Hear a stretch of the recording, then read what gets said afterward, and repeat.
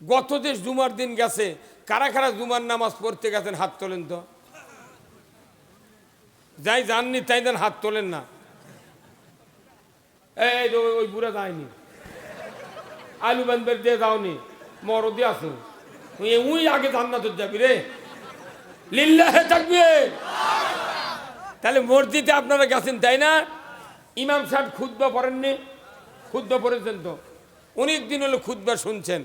এই খুতবার ভেতরে সানি খুতবা আছে, মানে দ্বিতীয় খুতবা।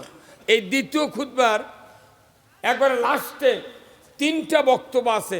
2টা বক্তব্য রসুলের, একটা বক্তব্য আল্লাহ। বক্তব্য কয়টা? 3টে। 1 নম্বর বক্তব্য হলো রসুল মসজিদে নববীর মিম্বরে দাঁড়িয়ে যে বক্তব্য দিয়েছিলেন, সেই বক্তব্য আশরাফ আলী থানভী রহমতুল্লাহ আলাইহ খুতবাতুল আহকামের সানি খুতবার লাস্টের দিকে ওই বক্তব্যটা রসুলের ভাষাটা অ্যাড করেছেন। রসুল কি বলেছেন? আজ থেকে 1500 বছর আগে, খয়রুল কুরুনি কারনি সুম্মাল্লাযীনা ইয়ালুনাহুম সুম্মাল্লাযীনা ইয়ালুনাহুম। আছে না নাই? এই কথাটা কি ইমামরা সব শুক্রবার পড়ে না? এই কথাটা মুক্তাদির মুখস্থ হয়ে গেছে। খয়রুল কুরুনি কারনি, রসুল নিজে বলছেন। উনি 10 বছর ইমামতি করছেন মসজিদে নববীতে, আর ওই 10 বছর কোরআন দিয়া 12.5 লক্ষ বর্গমাইল শাসন করেছেন। উনি বলছেন খয়রুল কুরুনি কারনি, আমার যুগ হলো সেরা যুগ, আমার যুগ হলো সোনার যুগ। আল্লাহু আকবার। রসুলের যুগ কি যুগ? সেরা যুগ, সোনার যুগ। আচ্ছা, এই কথাটা আমাকে ইমাম বলে প্রতি শুক্রবারে। তাহলে একটা মুক্তাদি কি প্রতিবাদ করছেন যে হুজুর আপনি যে চাপা দেখলে পড়লেন, রসুলের যুগ ছিল সোনার যুগ, আপনার যুগ তো সোনার যুগ নয়, এটা লোহার যুগ। লোহাতে বন্দুকের গুলি বানায় আর গুলি করে।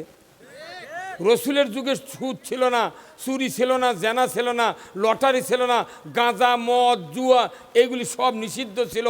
ওখানে বেনামাজি ছিল না, চুরি ছিনতাই কোনো অকারণ ছিল না। এটা হলো রসুলের যুগ, সোনার যুগ। তে আপনি যে ওই রসুলের কথায় পড়ছেন, তে আপনার যুগ কি সোনার যুগ? কেউ কি প্রতিবাদ দিছে? কেন দিলেন না? ওই ইমামক আগে ঠিক করা লাগবে। ইমামক বলা লাগবে, যদি আপনার যুগ আর রসুলের যুগ এক না হয়, তাহলে খয়রুল কুরুনি কেন পড়ছেন? আপনার যুগের যে অবস্থা, ওই যুগের অবস্থা আরবি দিয়ে বলা লাগবে। হ্যাঁ, আর না হয় রসুলের যে সোনার যুগ ছিল, কি দিয়ে তৈরি হয়েছিল, সেই বক্তব্য ব্যাখ্যা করতে হবে। কি ভাই, রসুল সোনার যুগ কি দিয়ে বানাছিলেন? এই দোকান কি দিয়ে? কোরআন দিয়ে। সেখানে কোনো 1% ডিগ্রি ছিল না কোনো সাহাবীর। সবাই বলছিলেন আনা উম্মি। নবীও ঘিরে গুয়াত বলেছিলেন, যখন জিবরাইল বললেন যে ইকরা বিসমি রব্বিকাল্লাযী খলাক, তখন রসুল বলেছিলেন আনা উম্মি, আমি আক্ষরিক জ্ঞান নাই, আমি পড়তে পারি না। এই কথা নবী বলেছেন। নবীর পরে যত সাহাবী ছিলেন 1.25 লক্ষ বিদায় হজের ভাষণে, ওই সময় একটা সাহাবীর 5 পাসের GSC JDC inter BA M এর কোনো সার্টিফিকেট, সব নিরেট অক্ষর জ্ঞানহীন মানুষ। সেই সমাজও সোনার সমাজ বানালো কি দেয়া? কিভাবে? তাহলে এই কথা ইমামক বলা লাগবে আপনার। আপনি এই কথা বললেন ভালো, তাহলে খয়রুল কুরুনি কি দিয়ে হলো আমাকে বলে দেন। এই চাপ যদি মোতাল্লি মুক্তাদির ইমাম করুক দিত, তাহলে ওই বয়তুল মোকাররমের ইমাম পড়লে যেত না। উনি তেলবাজি করেছে, যার কারণে ইমাম পোলা মানে কি বাংলাদেশের জন্য বিরাট একটা দুর্নাম। কি ভাই, হ্যাঁ, উনি কি তেলবাজি করেছে? আসল কথা কয়নি। ওই ঢাকাতে মন্ত্রী এমপি বড় বড় আমলা ডিএমপি কমিশনার বড় বড় যারা নেতা ছিল, তাদের পাশে নামাজ পড়ে, অথচ আসল কথা ওই মসজিদে হয় না। ভাইরা আমার, খয়রুল কুরুনি কারনি, আমার যুগ সারা যুগ, এই কথা রসুল খুতবায় বললেন। কিয়ামত পর্যন্ত এই কথা রেকর্ড হয়ে আছে। এর কারণ হলো যত মূর্খ মানুষ ছিল রসুলের বক্তব্য শোনার পর, ওই মূর্খ মানুষগুলি, অক্ষর জ্ঞানবিহীন মানুষগুলি কোরআনের আন্ডারে ছিলেন। কোরআন যা বলেছে তারা তাই মানেছে। কিন্তু এখন দাখিল পাস, আলিম পাস, কামিল পাস, এরপরে PhD, doctorate, MA pass, BA pass, honours, MA, অধ্যক্ষ, উপাধ্যক্ষ, প্রভাষক, সাইকুল হাদিস, পীর, মাশায়েখ, কত আল্লামা, এত শিক্ষিত লোক বাংলাদেশে আছে। এই শিক্ষিত লোকগুলা যত আছে, অথচ মূর্খ মানুষের সমাজ, কোরআন দেয়া সোনার সমাজ হলো। আজকে শিক্ষিত মানুষ বাড়ি বাড়ি থাকার পরেও সমাজে সোনার যুগ কায়েম হলো না। এর কারণ একটাই হলো, তখন ছিল কোরআনের আন্ডারে মূর্খরা, আর এখন শিক্ষিত লোকের আন্ডারে আছে কোরআন। আওয়াজ ধীরে হলো গা। এখন বাংলাদেশ আছে শিক্ষিত লোকের আন্ডারে কোরআন। ওই শিক্ষিত লোক যারা ক্ষমতায় থাকে, অফিস আদালতে বড় বড় মাতালারা, এরা যেভাবে কোরআন বাংলাদেশে থাকা দরকার, থাকলে ওর কেড়ে কোনো ক্ষতি হবে না, সেইভাবে কোরআন রাখছে। ফেরাউন আইন তৈরি করেছিল, যে আইন ফেরাউন তৈরি করেছিল, ওই আইনে ফেরাউনের দলের লোকের কোনো ক্ষতি হয়নি। ক্ষতি হচ্ছে কার? মুসার দলের লোকের। নমরুদ তামাম পৃথিবীর বাদশা, নমরুদ আইন তৈরি করেছে, ক্ষতি তার দলের লোকের হয়নি, ক্ষতি হচ্ছে ইব্রাহিম আলাইহিস সালামের দলের লোকের।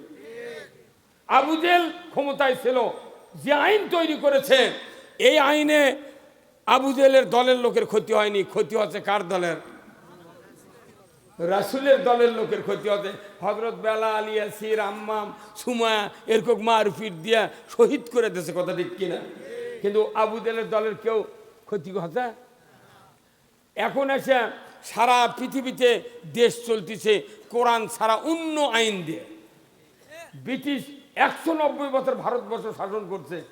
ব্রিটিশের Lord Clive east India company আইন তৈরি করছে, ওই আইন দেয়া মুসলমানের উপকার হয়নি, কাফেরের উপকার হচ্ছে।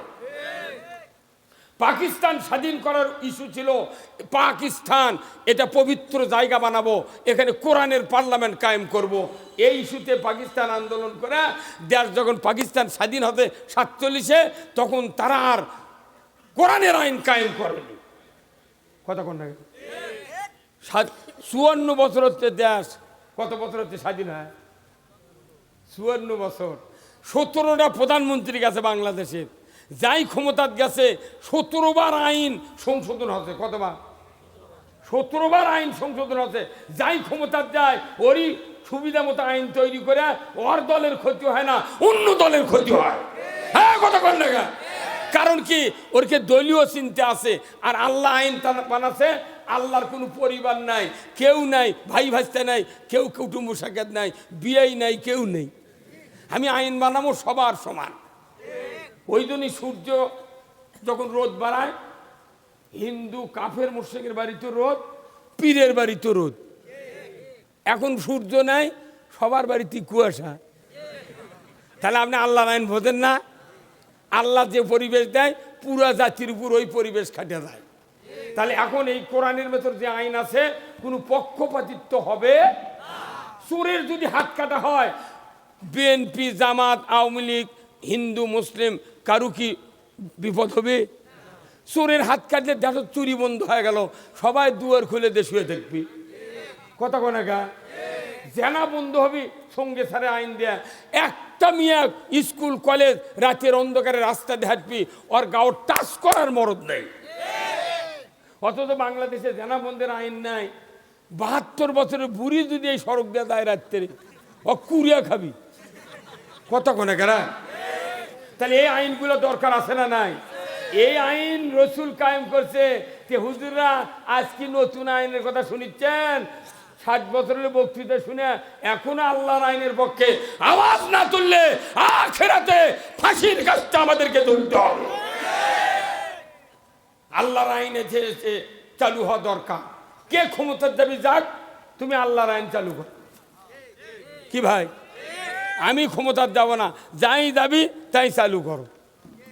তুমি আল্লাহর আইন যদি মানো না মানো, রসুল 10 বছর কোরআন দিয়ে চালাচ্ছেন, আবু বক্কর 4.5 বছর, উমার ফারুক 10 বছর, হজরত ওসমান 5.5 বছর, এরপরে হজরত আলী 2.5 বছর চাইলে এই 30 বছরে খেলাফত ছিল পৃথিবীতে। তারপরে থেকে কোরআন বাদ দিতে দিতে এখন বাদ দিছে।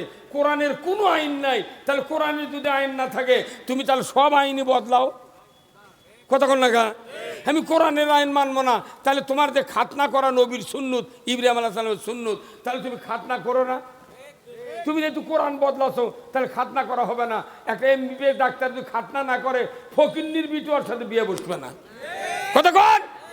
তাহলে তুমি যদি আইন বদলাও কোরআনের, তাহলে তুমি কুরবানি করছিলে, ইব্রাহিম আলাইহিস সালাম দুম্বার গলাত ফ্যাঁস লেগে দুম্বা কুরবানি হচ্ছে। তুমি কোরআনের আইন মানো না, তাহলে তুমি কুরবানি এখন ঘাড়ত কোপ দিয়ে করো। কতক্ষণ গা?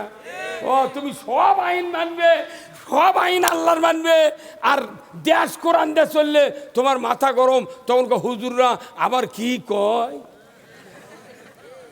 হে কতক্ষণ গা? আমার দুঃখ লাগে, আমি আমার জীবনে 201টা বিয়ে পড়াছি। 35 বছর আগে আমি একটা বিয়ে পড়াছি। আমি বিয়ের 12 বছর আগে ইমামতি করি। 35 বছর, আজ থেকে 35 বছর আগে আমি বিয়ে পড়াছি একটা। ওই মানুষ বিয়ে করেছে, আমি বিয়ে পড়াছি, ওরই আবার সোল হসে। উনি আবার এই 13 সালে আমার নামে মামলা দিছে। বিয়ে পড়ানোর সোললে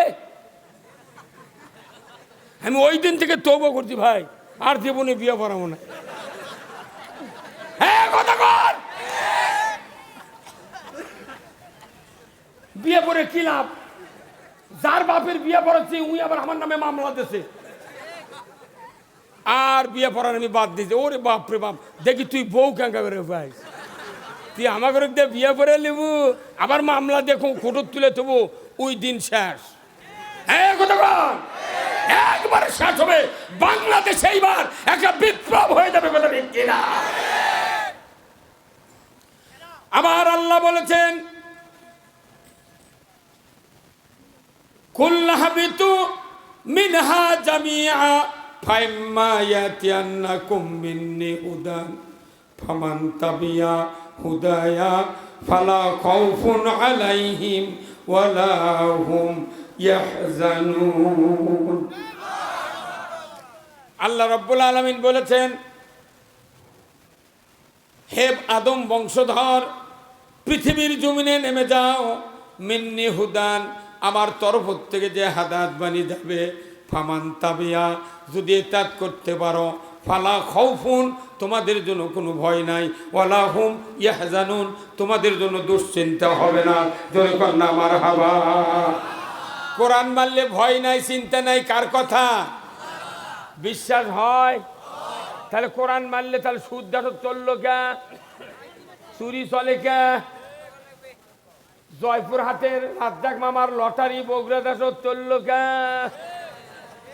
2300 সিএনজি দিয়া বগুড়া পুরা জেলাটা কবিরা গুনে দিয়ে ভরে দিয়েছে রাজ্জাক। এই জয়পুর হাটের রাজ্জাক বগুড়া লটারি করলো।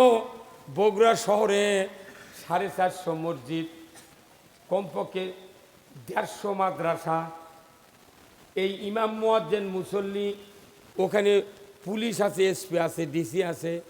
একটা লোক করলো না, রাজ্জাক ধর